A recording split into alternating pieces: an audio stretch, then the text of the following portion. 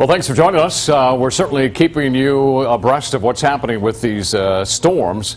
Nicole Gomez joins me as well. And Nicole, we've been tracking these storms since they started to break out over the Deming area in Columbus early this afternoon. That's right, Doppler. We want to start off with some of the viewer photos. That first storm that supercell that tracked through Deming. Look at this photo. Maria Salas sent this photo. The storm so strong that it knocked over the tree that was in her front yard. Not only that, but take a look at this photo. It also knocked down the fence in her front yard. So that storm definitely packed a punch. Then that storm tracked through Las Cruces. You can see East Mesa. Jose Aranda sent us this photo of some of the flooding along his street. And then the storm moved through West El Paso. We had those outflow boundaries spark up some storms here. And our meteorologist Crystal Cly sent us this storm as it began to develop on the west side of town. And you can see those thick clouds moving through the region. Once that storm started to develop, we saw some hail on the northwest side of town. You can see that viewer photo here. And then on the west side of El Paso, around Red Road, so much hail that people were calling us, asking us if we actually had snow on parts of our region. Now, we're still tracking storms on Doppler radar right now. You can actually track them with us. Just log on to KVIA.com, click on the weather tab. You can click on the interactive radar just so you can see if the storms are headed into your area. But in the meantime, still plenty of activity on radar, Doppler. Yeah, and it's been certainly a busy afternoon. And again, you take a look at radar and we have another storm. One has certainly started to fall apart. This was the one that was once severe. Let's go ahead and take a look at it. And you can see as it kind of jogs off towards the east, there's Highway 54.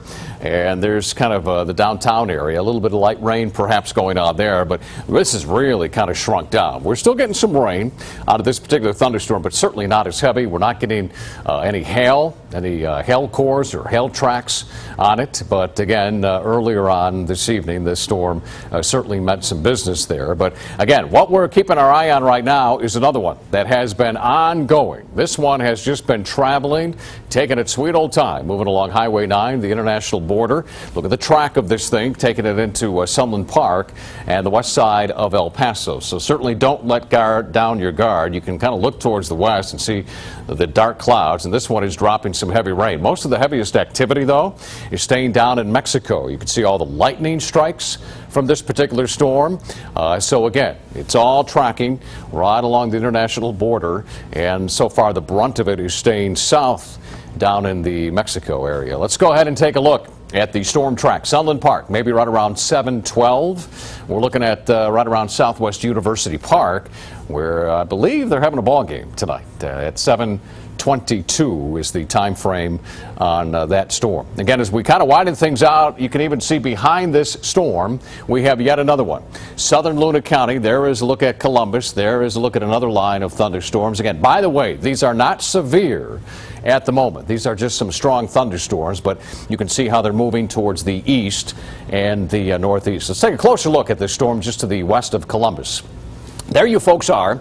Right now, maybe just a little bit of light rain, maybe some sprinkles. That's about it. Heaviest activity is staying south of you guys, right along the international border. Then the farther you go out towards the west, along Highway 9, that's where we're seeing some of the heavier activity. And you can even see down towards the southwest, again, down in Mexico again. That's where we're really starting to pull up some strong thunderstorms. And we want to send it back to you, Nicole. Again, we're keeping our eye very closely on the storm out to the west of us, because this is another one that could drop some heavy rain, maybe even some hail and some gusty winds. Doppler, we want to take everyone out to this shot at Railroad and Diana. If you remember last year, we actually had that woman lose her life after that flood hit this area. And as you can see now, it looks like a canal. If you are headed, just try to avoid this area at all costs in northeast El Paso. Railroad at Diana, as you can see, if you're headed in that direction, you're going to get stuck. It just looks terrible out there. So we're going to head right back on over to Doppler radar, and just wanted to let you see that shot, just to let you know not to head that way in northeast El Paso along Railroad at Diana. Yeah, and that's why we're really kind of concerned about these couple of storms here, because although this one, again, as we've been talking about, just kind of staying right along the international border, it could actually take a little twist to the northeast. We don't want that to happen, because if it does, it's going to hit already soaked areas where we have been seeing some flooding out there. And again, this is storm number 1. and here is storm number 2, all heading again in our direction. So we've had reports with these storms. Quarter-size hail is the biggest hail size I've seen so far, with actual, so to speak, boots on the ground showing us that that's what they had. We had some gusty winds.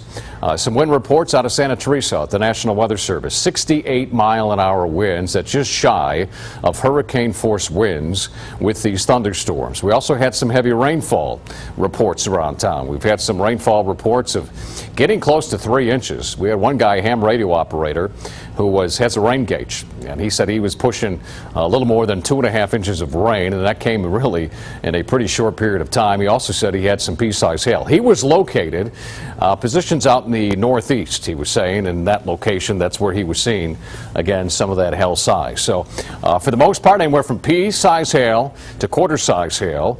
And we've also, again, some folks even thought it snowed because they walked out in their backyard and they just saw what looked like snow, but that was, of course, hail out there. So again, here is this thunderstorm. I want to go back with our radar. We'll take a step back and take a closer look at this thunderstorm. And again, here it is. Here we are in Sunland Park. There is the storm. You can see the colors. Again, this is the international border here.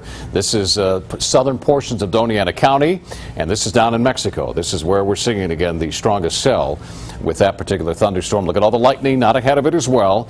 And probably right along this boundary here, out ahead of the storm, we're going to likely see some gusty wind. So as the storm continues to make its way towards the east and maybe a little bit to the northeast, the winds are going to pick up, and again the rain will start to fall, and let's hope we don't have any big time hail with this thunderstorm. So we're going to continue to track it. We'll certainly cut in again and take a look at the storm as it gets a little bit closer and starts to make its way into town. So keep it at ABC 7 and here